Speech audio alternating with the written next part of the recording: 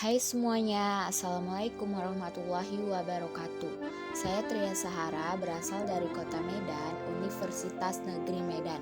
Di sini saya akan memperkenalkan yaitu mengobservasi Istana Maimun yang disebut juga dengan Istana Putri Hijau, merupakan istana bergengsi Kerajaan Delhi. Arsitektur istana didomisili dengan warna kuning yang memadai Kerajaan Melayu. Pembangunan istana selesai pada 25 Agustus 1888 selama era terkemuka Sultan Mahmud Al-Rashid Perkasa Alamsyah. Sultan Makmum adalah putra tertua dari Sultan Mahmud Perkasa Alam, pendiri Kota Medan.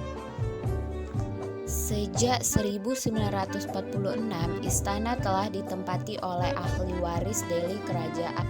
Istana ini berlokasi di Jalan Brigadir Jenderal Katongso, Kelurahan Sukaraja, Kecamatan Medan Maimun, Medan, Sumatera Utara. Istana Maimun dulunya difungsikan sebagai gedung untuk mentamu Kesultanan Melayu Delhi. Saat ini istana sudah beralih fungsi menjadi museum dan tempat tinggal bagi keluarga keturunan Sultan Maimun. Istana Maimun merupakan peninggalan satu-satunya yang paling menonjol untuk menunjukkan keberadaan budaya Melayu di Kota Medan. Istana Maimun sendiri memiliki 2 lantai yang di dalamnya terdapat 30 ruangan. Di sini tertulis 15 Sultan Raja Delhi, mulai dari Tuanku Panglima Gojah Pahlawan sampai Sultan Mahmud Lamanjiji Perkasa Alam, mulai dari tahun 1632 sampai sekarang. Jadwal untuk agar bisa mengunjungi Istana Maimun mulai dari hari Senin sampai Minggu pukul 8 pagi sampai 5 sore. Kita akan memasuki pintu utama dari Istana Maimun. Pertama-tama kita akan membeli tiket dulu. Tiket untuk satu orang yaitu sebesar Rp10.000. Lalu kita akan memasuki ruang utama yang digunakan untuk raja. Di bagian dalamnya terdapat kursi serta lukisan-lukisan peninggalan sejarah dari Kerajaan Delhi. Lalu kita memasuki ruang tengah dari Istana Maimun ini. Dengan untuk menambahkan kesan yang lebih megah dan agung, di tempat ini juga diberi lampu gantung dengan ukuran yang cukup besar. Lampu ini menggunakan model Eropa dan terbuat dari kristal bening. Sekarang kita dapat melihat pelaminan atau tempat singgasananya raja. Tidak lupa dengan warna yang kuning cerah dan megah, dan serta terdapat foto-foto kegiatan kerajaan yang diadakan di Istana Maimun ini. Setelah itu kita akan melihat perhiasan peninggalan dari kerajaan Sultan Delhi tersebut. Ini perhiasannya.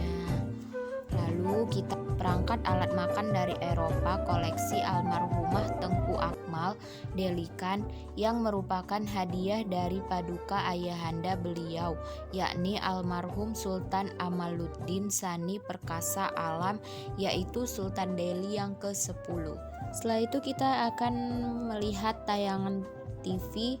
Itu terdapat sejarah dari kerajaan tersebut dan kita dapat melihat di sini kedatangan presiden kita yaitu Bapak Joko Widodo.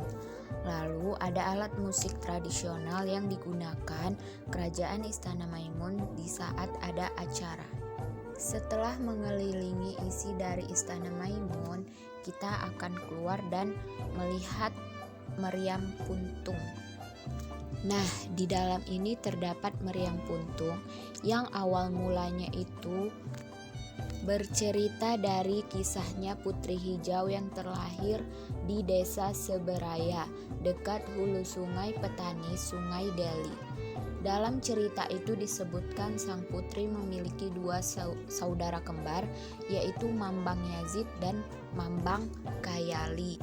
Mambang Yazid dapat menjelma menjadi seekor naga yang disebut ular Simangombus, sedangkan Mambang Kayali bisa berubah menjadi meriam yang kemudian dikenal dengan sebutan meriam puntung.